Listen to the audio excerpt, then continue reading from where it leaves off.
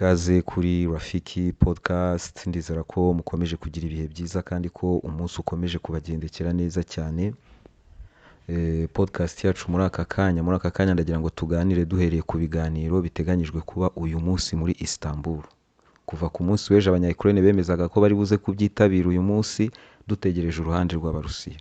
Uruhande rw'Abarusiya rero narwo rwamaze kwemeza yuko ruri buze kwitabira. Timu y'Abarusiya ikaba yamaze kugera muri Istanbul iyobowe na Mendiski. Nkuko Peskov yavuze yuko timu y'Abarusiya nta kintu kigeze gihinduka, n'ubundi iracyayobowe na Mendiski. Mendiski wari urimo gushidikanywaho n'abanyaburayi, mwagiye mwumva inshuro nyinshi Secretary General wa NATO arimo kumunenga na Zelensky rimwe na rimwe akanyuzamo akamunenga. Uyu munsi noneho uwungirije minisitiri w'ububanyi n'amahanga wa Ukraine yavuze yuko timu y'Abarusiya mu by'ukuri iri qualifié, nta kibazo bashobora kuganira nabo. Ubu noneho umuntu yavuga ko Mendiski barimo kumwemera neza. Akaba ari ibiganiro dufitiye amatsiko menshi yo kumenya ibyo bari buze kuganiraho, kumenya niba abanya-Ukraine hari icyo biteguye kwemera muri memorandum y'Abarusiya, kuko ni nabyo Peskov yavuze. Peskov yavuze ko icyo bari buze kuganiraho cyane cyane ni ukureba uburyo bakomeza kugurana imfungwa, kugurana imirambo, kureba uburyo batangira kuganira kuri memorandum zabo, batangire kumva icyo buri ruhande rwumva n'icyo rutumva. Ariko mu by'ukuri Peskov yavuze yuko bishobora kuba byafata indi ntera bitewe n'abahagarariye Ukraine n'abahagarariye Uburusiya, bashobora kuba bafata icyemezo cyo kuba baganira ku zindi topic zikomeye cyane muri ibi biganiro. Dufite amatsiko menshi. Ukraine iri gutsindwa ku mirongo y'urugamba. Abenshi baravuga yuko Zelensky ashobora kuba agiye gutangira kuyamanika. Ibintu byumvikana nanone ku rundi ruhande nk'ibigoye cyane bitewe n'abanationaliste b'abanya-Ukraine mu by'ukuri bashaka gukomeza intambara kugeza ku munya-Ukraine wa nyuma. Ibiganiro nuko bimeze. Ibiganiro rero ntabwo ari aho birimo kugarukira. Nkiganira ku bijyanye n'ibiganiro, biteganyijwe ko Leta Zunze Ubumwe za Amerika zizahura n'Ubushinwa mu cyumweru gitaha, bakongera kuganira kuri tarifu yabo. Ariko icyo bazaganiraho cyane cyane ni ukureba uburyo bakwestendinga cyangwa se bakongera igihe cy'ibyo bari bumvikanye. Murabizi ko hari ibyo bari bumvikanye babiha niba ari iminsi 50, niba atari 90 sindi kuyibuka neza. Ibiganiro bizabahuza mu cyumweru gitaha muri Stockholm, bazafatiramo ibyemezo byo extendinga cyangwa se kongera igihe cy'ibyo bari bumvikanyeho. Ku ruhande rw'abanyaburayi imishyikirano yaranze hagati yabo na Leta Zunze Ubumwe za Amerika. Abanyaburayi nabo rero bakaba bagiye kuzamura tarifu yabo bakayigeza kuri 30% ku bicuruzwa byose biva muri Leta Zunze Ubumwe za Amerika byinjira mu Burayi. 30% ni ibicuruzwa bifite agaciro ka biliyoni 100, miliyari 100 za buri mwaka. Bagiye kuzizamurira imisoro nabo nk'uko Leta Zunze Ubumwe za Amerika zizajya zibasoresha 30%, nabo bazajya basoresha ibiva muri Leta Zunze Ubumwe za Amerika 30%. Ngibyo ibiri mu ba Western. Mu ba Western umuriro uri kwaka cyane. Hanyuma ahangaha Donald Trump akaba yakomeje kubifotorezaho. Ubwo ndavuga abanyaburayi. Yavuze ati ndi proud, nishimiye cyangwa se ntewe ishema no kuba abanyaburayi bagiye gutangira kujya bagura intwaro zacu 100%. Inganda zacu zigiye kujya zicura intwaro tuziha abanyaburayi, baziha abanya-Ukraine, bazi uwo bashaka, bazajya baziha uwo bashaka, ariko nanone batwishyure 100%. Donald Trump yanenze Biden cyane, aravuga ati Biden yagiye atanga intwaro kiorera, yagiye abaha intwaro rimwe na rimwe akabaha na kashe nk'uko twabivuzeho mu gitondo. Donald Trump avuga yuko atizeye neza ko buri dolari ryagiye aho rigomba kujya. Ni ikintu akomeje kuvuga ko rimwe bazakenera kumenya uko aya madolari yakoreshejwe, kuko we iyo arimo kubivuga nta nubwo barimo gushinja Zelensky ko ari we yariye gusa, bavuga ko ari timu yose yayariye. Abademokrate ba Biden bariyemo menshi, ba Hunter Biden baryamo menshi. Nibyo bintu barimo kuvuga. Ariko ruswa arayikeka cyane, aravuga ko amadolari y'abanyamerika mu by'ukuri yose atagiye aho yagombaga kujya. Ariko icyo arimo kwifotoreza abanyaburayi ni ukubabwira ati mugomba kugura intwaro 100%. 100%. Inganda zacu zigakomera, nitwe dukora intwaro zikomeye cyane. Yongeye kubibibutsa igihe cya Biden cyararangiye, mugomba kujya muzishyura. Abanyaburayi twabonye yuko mu by'ukuri batari tayari kwishyura intwaro nk'uko Donald Trump arimo kubivuga. hari n'ibihugu by'abanyaburayi byatangiye kugera ku ntwaro na leta zunze ubumwe za amerika zitarageraho, kuko igihugu cyitwa turukiya cyamaze kwerekana misile yabo ya mbere ya hypersonic. Ntabwo ari igihugu kiri muri Union Européenne, ariko nicyo gihugu cya mbere muri neto kigeze kuri hypersonic. Abanyaturukiya bari barimo kwifotora cyane, nabo ni nk'aho bateye intambwe, binjiye mu gikundi cy'abagra. Ubu neto umuntu yavuga ko noneho ifite hypersonic za Turukiya, kuko ndahamya ko abanyaturukiya ntabwo babeshya ko bayigezeho batayigezeho. Bayerekanye, mu by'ukuri bayigezeho.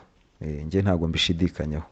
So rero Donald Trump azatungurwa no kubona abanyaburayi batarimo kumwishyura kashi nyinshi nk'uko arimo kubitekereza, ariko kuri we arumva ari ikintu kizima yakoze, kuva buri kantu kose kagomba kuzajya kishyurwa 100%. Hanyuma dukomereze kuri Zelensky. Zelensky reka mbashyiremo ifoto hano hejuru. Zelensky yagerageje kuzimya umuriro yacanye ku munsi w'ejo.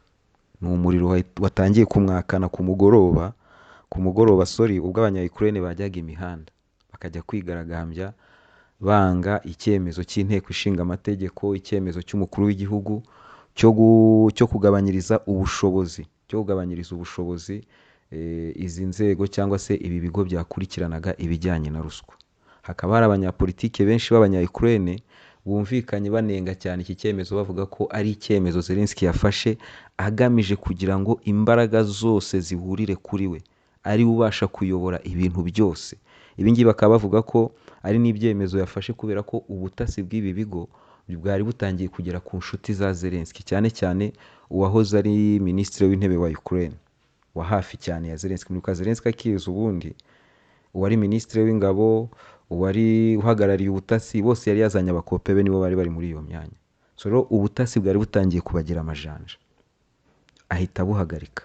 Ibi ngibi rero kugira ngo abizimye, kugira ngo azimye umuriro, murabona iyo foto aho ngaho ngo ari kumwe n'uhagarariye iyi NABU y'abanya-Ukraine yagabanyirijwe inshingano, imwe muri ibi bigo bikurikirana ibijyanye na ruswa. Ari kumwe n'umuyobozi, reka nze mbirebe hano, ari kumwe n'umuyobozi wa SAP, icyo nacyo ni ikindi kigo gikurikirana ibya ruswa. Ari kumwe n'umuyobozi w'ikindi kigo nacyo cyitwa NAPC, iki nacyo ni ikigo gikurikirana ibya ruswa ahangaha muri Ukraine. Muri iyo foto kandi harimo uhagarariye SBU, uhagarariye ubutasi bw'abanya-Ukraine. Harimo uhagarariye SBI, ubwo nabwo ni ubutasi bw'abanya-Ukraine. Hakabamo minisitiri w'umutekano cyangwa se minisitiri wa internal affairs, ubwo ni minisitiri w'iby'imbere mu gihugu, sinzi ukuntu abivuga mu kinyarwanda. Hakabaho noneho n'umushinjacyaha mukuru wa Ukraine. Murumva ko bose bari bahuye kugira ngo baturishe abaturage. Umuriro wari watangiye kwaka, sinzi ko utari bunakomeze kwaka kuko ubu haracyari kare. Turaza kubimenya neza nimugoroba niba abanya-Ukraine bari busubire ku mihanda nk'uko bari bayiriho ku munsi w'ejo. Ariko muri iyo foto Zelensky yayikurikije amagambo, aravuga ati murabona ko turi kumwe twese, turimo kugerageza kuganira kugira ngo ibyo tutumvikanaho turebe ko twagerageza kubyumvikanaho. Akavuga yuko harimo abantu bakorera muri ibi bigo mu by'ukuri bigize indakoreka, kandi mu by'ukuri hari uburyo bigaragara ko baba bakorera Uburusiya. Murabyibuka ko Zelensky nibyo bintu arimo kwitwaza asenya ibi bigo. Ibi bintu rero bikaba ari ibintu bigiye guteza Zelensky ikibazo n'abanyaburayi, kuko ku munsi w'ejo bivugwa ko Union Européenne yashatse guhagarika iki cyemezo, ariko Zelensky aranga aragifata, kuko ibi bigo ibyinshi nk'uko nanabivuze mu gitondo ni ibigo byatangijwe ku busabe bw'abanyamerika n'abanyaburayi kugira ngo bagenzure neza imikorere ya Ukraine, barebe ko inshingano cyangwa se ibyo Zelensky yarahiriye byo guca ruswa no kuzana Ukraine muri Union Européenne arimo kubikora. Ibi ni ibigo byahaga abanyaburayi n'abanyamerika amakuru y'uburyo ibyo byose birimo gukorwa. Zelensky arabisenya. Murumva ko ni igitotsi gikomeye cyane, ni igitotsi gikomeye cyane. Uwahoze ari meya wa Kiev yavuze ati ibi ni ibyemezo biturushaho kugira abantu bayobowe n'umudiktateri wa mbere urenze ku isi. Ibi ni ibintu bikorwa n'abadiktateri bakomeye ku isi. Turaza gukomeza kubikurikirana turebe ko abaturage bari buze guhosha iyi myigaragambyo, ariko nababwira ko imyigaragambyo irakomeye cyane. Kandi nk'uko nabivuze mu kiganiro cya mu gitondo, ntabwo ari ibingibi birimo gutuma abanya-Ukraine bigaragambya. Hari umujinya bafitiye Zelensky babonye ahantu bawucisha mu by'ukuri bawukoresha. Aha rero ni ahantu harimo kubafungurira amarembo. Uyu munsi nimubona bibayeho bwa kabiri, abanya-Ukraine bakongera kuboneka ibihumbi n'ibihumbi ku mihanda, mumenye yuko kabaye. Tentative ya Zelensky yo kugerageza kuzimya umuriro iraba yananiranye. Mumenye yuko bigiye gukomeza kugeza Zelensky avuye ku butegetsi. Ibyo basaba bizakomeza guhinduka. Uyu munsi baraba barimo gusaba ko ibi bigo bisubizwa wenda uburenganzira n'ubushobozi bwabyo bwose, ariko ejo bazaba barimo gusaba ikindi kintu. Mu by'ukuri uyu munsi nibagaruka ku mubare bariho ejo, ibintu biraba birimo gukomerana cyane. Uwitwa Zelensky, iyi nkuru reka nyiveho nkomereze noneho ku mirongo y'urugamba. Ku mirongo y'urugamba naho bikomeje gukomera cyane kandi bikomerana ingabo za Ukraine. Muri Sumi ingabo z'Uburusiya zigaruriye agace bita Varachino, nyuma ya contre-attaque zikomeye cyane z'abanya-Ukraine zo gukomeza kugerageza kureba ko basubiza inyuma ingabo z'Uburusiya. Nyuma yo kugerageza ibishoboka byose byanze, noneho Abarusiya bongeye gutangira kugira gute kubasunika. Intambara irakomeye ku mirongo yose y'urugamba. Abarusiya barigarurira agace muri Sumi, akandi kanya bakigarurira agace muri Donetsk, ubundi ni muri Zaporizhia. Nta na hamwe hari umutuzo, nta gahenge Abarusiya barimo gutanga. Hano si n'aka gace gusa bigaruriye, reka nze ndaje mu kanya nimpagera ndaza kubabwira akandi gace, kuko ndahamya ko ingabo z'Uburusiya hari akandi gace zigaruriye kuri uyu munsi muri iki gitondo. Ndaje ninkageraho ndakababwira. Inkuru ahubwo ngezeho nivuga ko Ukraine ishobora kubura support y'abanyaburayi kubera ibi byemezo Zelensky yafashe, ariko ibyo ari byo byose murabizi abanyaburayi Zelensky aracyari karita yabo. Ibyaha byose yakora, kuko iki si cyo cyaha cya mbere Zelensky akoze ubundi kitajyanye n'amahame y'abanyaburayi. Ari mobilisation ya Zelensky iri contre amahame abanyaburayi bavuga ko bagenderaho, ari uburyo Zelensky arimo kuyobora iteye ntuza, manda yiwe yararangiye abanyaburayi bagapfuka amaso. Ni ibintu binyuranye n'amahame bagenderaho. Hari ibintu byinshi bikorwa, ibitero by'iterabwoba Zelensky agaba mu Burusiya, abanyaburayi bagaceceka. Ubwicanyi bwakorewe abaturage ba Donbass kuva mu 2014 kugeza uyu munsi, ibyaha by'intambara bikorwa na Ukraine ni ibintu abanyaburayi batarebaho. Iki rero nacyo si ikintu cyatari umuntu yakumva ko kigiye guteranya abanyaburayi na Ukraine. Ibintu nk'ibyo ngibyo barahumiriza rwose. Hanyuma uyoboye ingabo za Ukraine uri guhura n'ibikwazo byose ku mirongo y'urugamba ni General Siski. General Siski yavuze ati dufite ingabo rwose zikomeye cyane ziri tayari kuba zakora contre-attaque zikomeye cyane mu Burusiya igihe cyose zahabwa ubushobozi. Siski avuga ko ibi ngibi yabyandikiye abanyamerika, byandikira ibihugu byose bifasha Ukraine cyangwa se iyi coalition of willing ifasha abanya-Ukraine bose. Yarabandikiye ababwira ukuntu urugamba rumeze, akavuga ko ariyo mpamvu minisitiri w'ingabo z'Abongereza yaje muri Ukraine, ni ukureba uburyo bafasha iki gisirikare cya Ukraine. Ariko abenshi baravugaga bati icyo yaje kubafasha ni ukubereka aho bashobora kuba barekera Uburusiya. Niba babona Pokrovsk Abarusiya bamaze kuhagota, nta gisubizo gihari, aho kugira ngo tubatakarize abasirikari, sohoka muri Pokrovsk, sohoka muri Kupiansk. Nicyo kintu Abongereza bashoboye gufasha abanya-Ukraine uyu munsi. Ntabwo bashobora kubafasha ngo isubize Pokrovsk, isubize inkengero zayo, isubize inkengero za Kupiansk. Ibyo ntabwo bifitiye ubushobozi. Ni ukuza kubagira inama. Hariho kugira ngo mutakaze bari abasirikari bangana kuriya, nimubabwire basohoke. Ndahamya ko nibyo bitekerezo uyu minisitiri w'Abongereza yarazanye. Nkuko nabibabwiye rero, Iran yamaze kwerekana misile yayo ya hypersonic bazita Typhoon, ngo ni Typhoon Block 4. Typhoon Block 4. Iyi ngiyi turaza kureba, ifite mark ya 5, nta nubwo irenze cyane, ariko niba ifite mark ya 5 baracyari hasi, baracyari hasi cyane. Typhoon Block 4 ipima toni imwe, itwara ibifite ibiturika bipima toni imwe, ikaba ifite speed iri hejuru ya Mach 5. Ahangaha iri hasi. Abarusiya bari muri za Mach 12 15, uyu nguyu aracyari muri Mach 5. Iyi ni Mach n'ubundi ya za hypersonic, ya za ballistic missile. Ntabwo ari ibya danger, ariko bayigezeho, bayigezeho kabisa. Hanyuma Vladimir Putin yasinye itegeko rifata imiryango yose ya gisatani. Murabizi buriya nuko mutabizi, hano hafi muri Afurika ntabwo tubibona, ariko nk'abantu bari i Burayi banatubwira muri comment bo barabibona buri gihe. Mu Burayi hari amadini asenga satani, yamamaza satani ku mugaragaro, ayo bita hano baravuga ngo ni satanism, amadini y'abasatani nyine. Mu Burusiya rero aya madini batoye itegeko rya banninga, kandi noneho na Vladimir Putin yamaze kurisinyaho. Ni amategeko yemeza ko abangaba bafatwa nk'aba extremiste bandi bose. Ntabwo byemewe mu Burusiya. Ibintu by'ubusatani nibigume mu Burayi, muri Amerika aho bemera satani.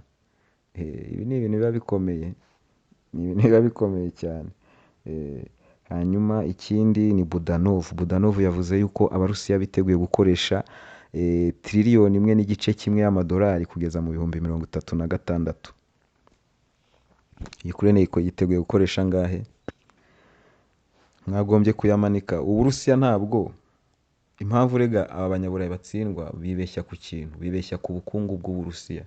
Bumva ko ubukungu bw'Uburusiya bushobora kuba bukora nk'ubwabo, ariko ubukungu bw'Uburusiya ntabwo bukora nk'ubw'abanyaburayi. Abarusiya ntabwo ari ukuvuga ngo bafite inganda nka kuriya kw'Abashinwa, ngo bafite inganda nimuzifatira ibihano barahomba. Reka da. Abarusiya baracukura peteroli, baracukura gaze, baracukura za charbon, baracukura. Nabonye Abanyamerika, reka mbabwira aka gakuru n'agakuru gasekeje. Murabizi ko Abanyamerika bazamuriye ibihugu byinshi tarifu. Izi tarifu mu kuzizamura ntabwo mwigeze mwumvamo igihugu bita Uburusiya. Uburusiya ntabwo bwigeze buzamurirwa tarifu.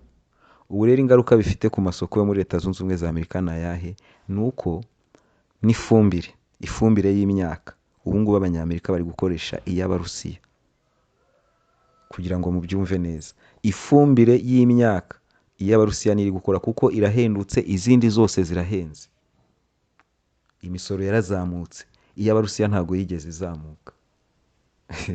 Urumva ko kana atari akantu gakomeye cyane. Ni akantu gakomeye cyane. Hano rero Abanyaburayi bibeshye ku bukungu bw'Uburusiya. Bibeshye ku bukungu bw'Uburusiya. Ntabwo ari inganda nk'Abashinwa. Basubire inyuma babyigeho neza, noneho bazagaruke.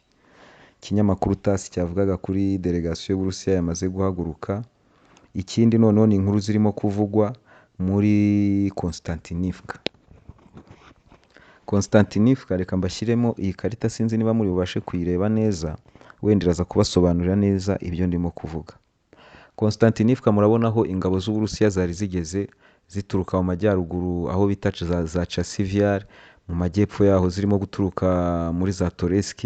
Abantu benshi batekerezaga yuko ingabo z'Uburusiya, nk'uko birimo kugaragara ko Pokrovsk irimo kugenda, barimo kuyizenguruka, nk'uko birimo kugaragara ko Kupiansk irimo kugenda, barimo kuyizenguruka, batekerezaga yuko izi ngabo zigiye gucamo hagati ya Konstantinivka na Kramatorsk.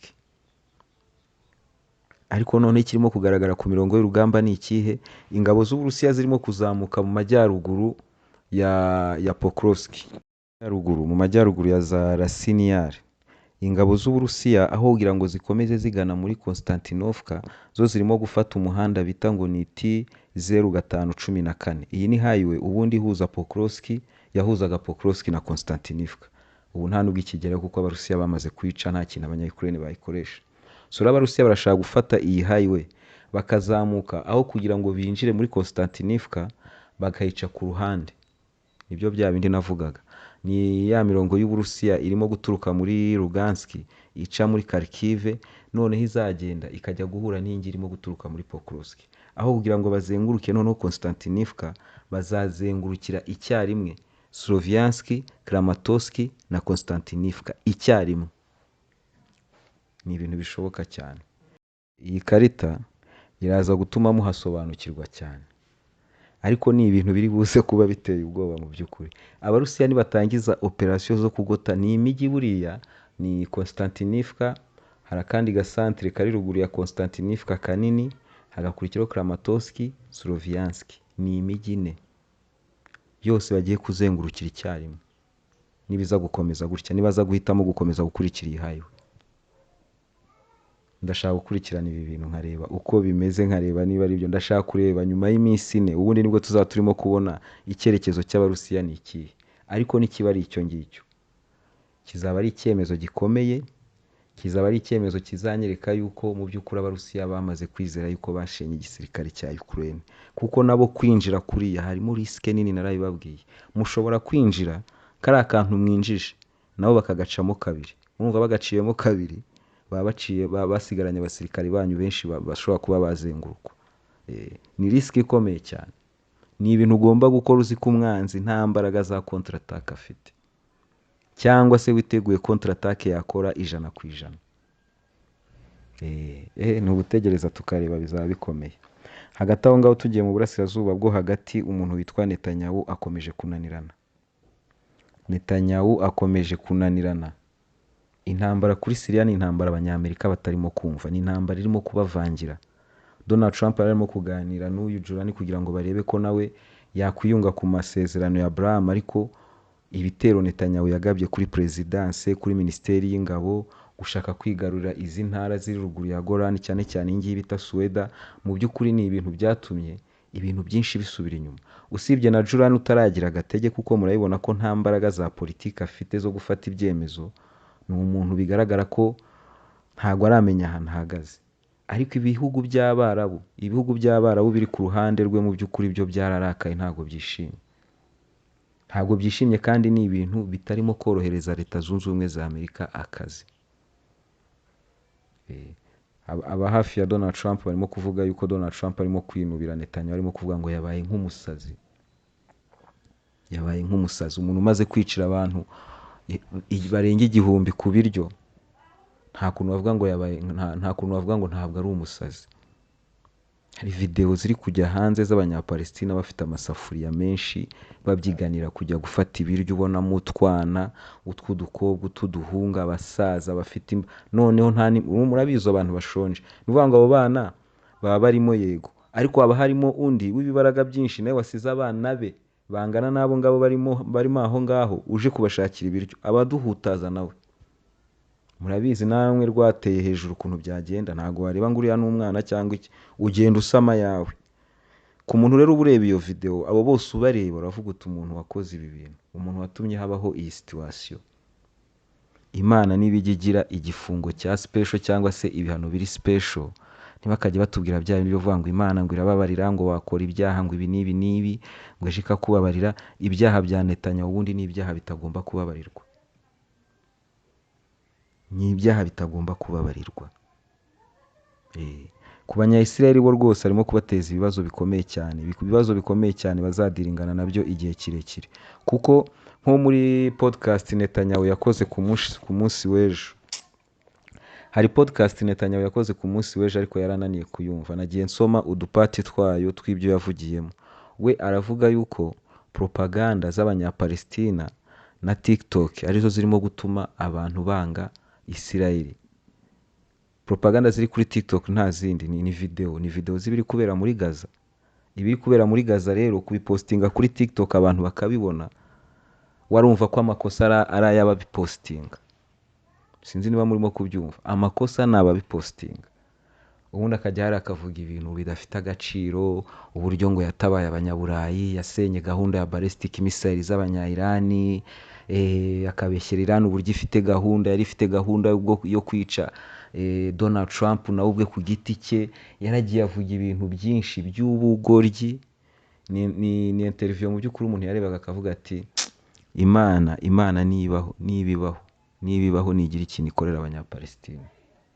Nta kuntu umuntu yakwigira kari akajya ku isi gutya ngo akore ibintu nka biriya. Nabonye niyo Européenne ba Karasi barimo kugerageza kubivugaho, banenga ibirimo gukorera muri Gaza, ariko babivuga bahuhaho, kuko bose batinya Netanyahu, batinya Bibi ku buryo bukomeye cyane. Amahoro kuri mwese.